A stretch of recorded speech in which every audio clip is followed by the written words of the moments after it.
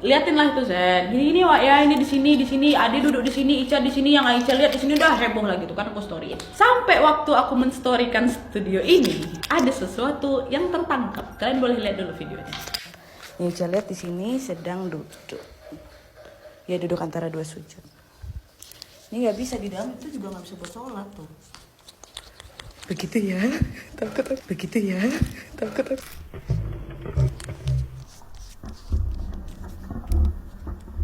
Tuh, ketangkap filter wajah di story aku. Betul Wak, waktu itu aku nggak ngecun, aku nggak ngeh pertama kali. Yang ngeh itu adalah Wawa aku. Wak, itu apa? Melihat hal itu aja lah terkejut aku, Wak, teriak lah aku. Apa ini, apa segala macam. Asfia dia udah datang. Heboh aku, ini apa Wak, aku tangkap, aku takut. Secara aku di sini terus tiap hari ini pintu harus dalam keadaan tertutup. Aku sendirian di sini aja lah, aku ketakutan ya kan. Akhirnya di mana Wak? Di sini.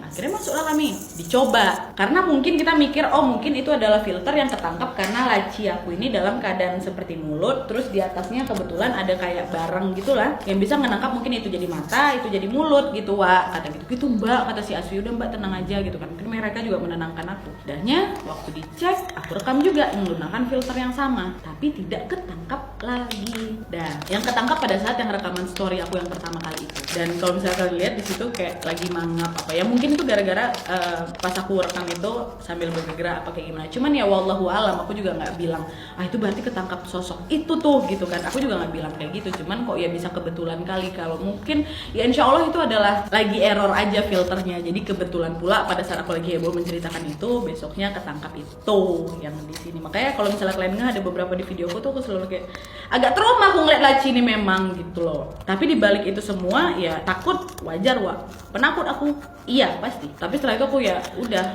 sholat aja. Mereka juga nggak ada yang ganggu, alhamdulillah gitu. Ya walaupun memang ada lah beberapa teman-teman aku yang kayak diganggu apa segala macam, cuman ke akunya BB aja ya alhamdulillah, BB aja.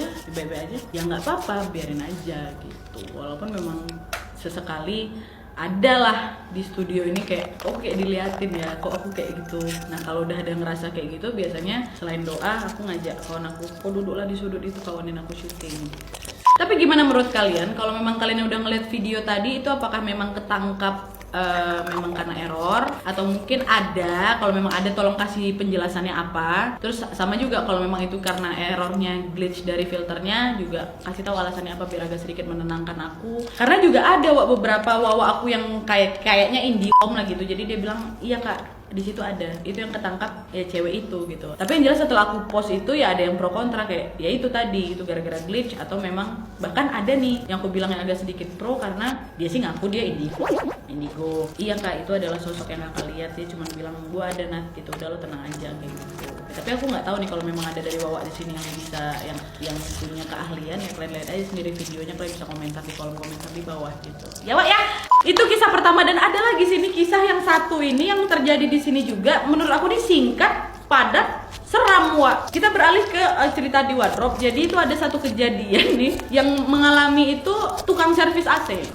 Jadi pada saat itu tukang servis ini berdua datang hari Minggu. Kebetulan kan kita libur semua. Nah Ade teman aku itu ada di kantor karena dia lagi nunggu barang ada yang mau datang. Udahlah sekalian, oh ya udah deh, sekalian juga nanti ada tukang servis tuh, tukang servis AC, sekalian lihat-liatin ya. Aku bilang gitu ya Nat, nggak apa-apa.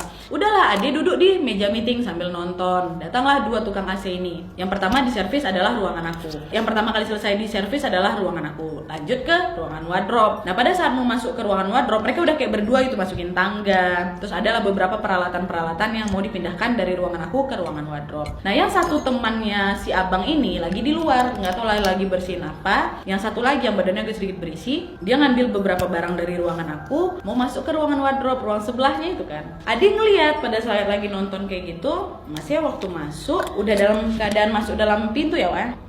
Terus kesentak gitu, bener-bener dalam keadaan kaget, gak teriak tapi kelihatan gestur badannya itu dia kaget. Terus kayak beberapa detik dia diam, gak lama kemudian dia bilang permisi, kata dia kayak gitu Wak. Seolah-olah dia waktu masuk itu lagi ngelihat sesuatu, dia kaget, terus dia misi, udah habis itu dia lanjutin pekerjaannya lagi. Singkat padat, seram kan? Kalian pikir aja siapa yang dia lihat. Dan pada saat itu gimana Ade nggak nanya, enggak, Ade nggak nanya lebih lanjutnya lagi. Nanti lah ya kalau misalnya servis AC-nya datang lagi ke sini, coba kami tanya-tanya gitu ya biar agak sedikit menarik, nanti aku update makanya. Oke Wak, jadi itu sedikit kisah yang menurut aku agak sedikit epic yang terjadi di kantor ini. Kalian boleh tulis penilaian kalian tentang cerita ini di kolom komentar di bawah Wak ya. Sekarang kita beralih ke koleksi kisah horor aku yang lain.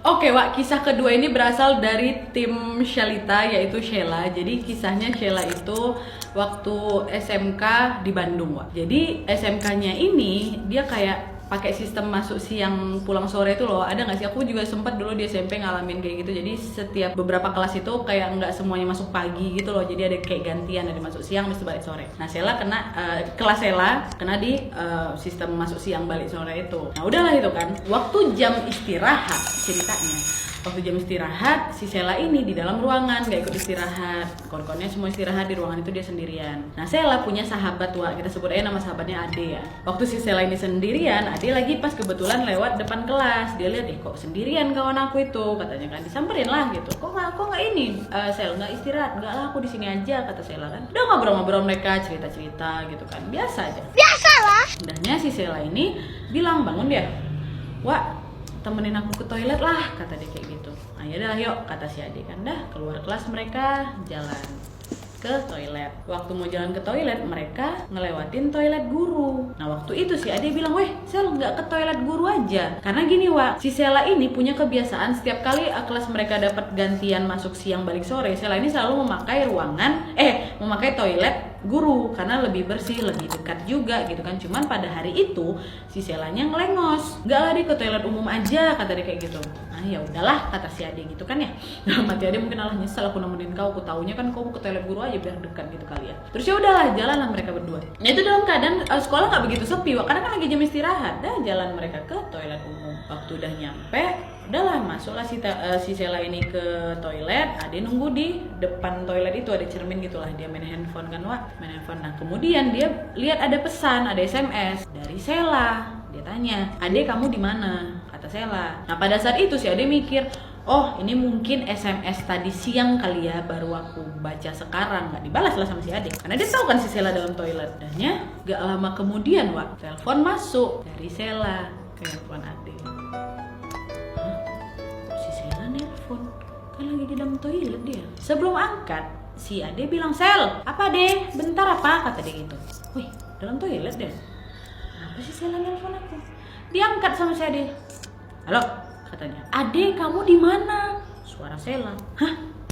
Kok nggak usah main-main kok Sheila? Kan kau dalam toilet. Apa sih kau, orang ku lagi dalam kelas ini nungguin kau? Gak usah main-main kok Sheila, udahlah. Tak dimatiin sama si Ade. Pada saat itu Ade nggak takut. Ade pikir, mungkin ini lagi di prank kali ya. Mungkin handphone si Sheila lagi dipegang sama orang, habis itu di prank gitu kan, ngerjain si Ade. Karena kan mereka kawan dekat. Sel, kata si Ade lagi memastikan. Sheila bilang, bentar apa deh? Kata dia kayak gitu, dikit lagi.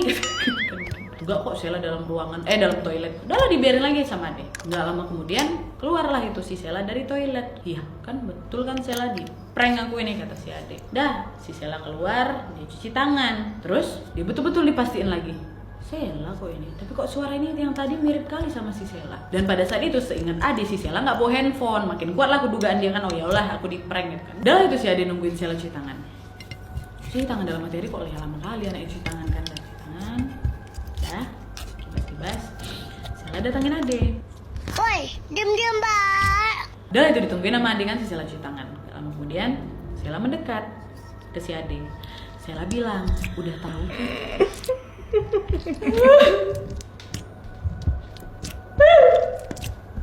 Aduh, aku lebih merinding cerita soal si Sheila ini loh Wak. Udah tahu kan? Kata dia gitu.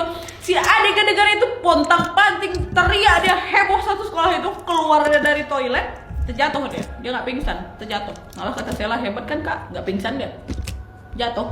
Aku pikir jatuh itu hebat. Dan setelah mendengar cerita itu, heboh satu sekolah. Si Ade nggak berani lagi ke toilet umum. Akhirnya dia punya kebiasaan juga ke toilet guru. Gitu Wak kisah. Kalau soal hantu di sekolah ini kayaknya nggak ada habis-habis ya, Wak. Aku bahkan waktu cerita kayak gitu, ada salah satu sekolah yang ngehit sekali di Jogja ini juga, temen aku menceritakan hal yang sama. Ada kok memang kejadian kayak duplikat gitu di kamar mandi. Mungkin juga kalau di antara kalian ada yang kisah sedikit serupa atau lebih serem lagi, kalian bisa ceritain di bawah, Wak. Kita lanjut ke kisah terakhir.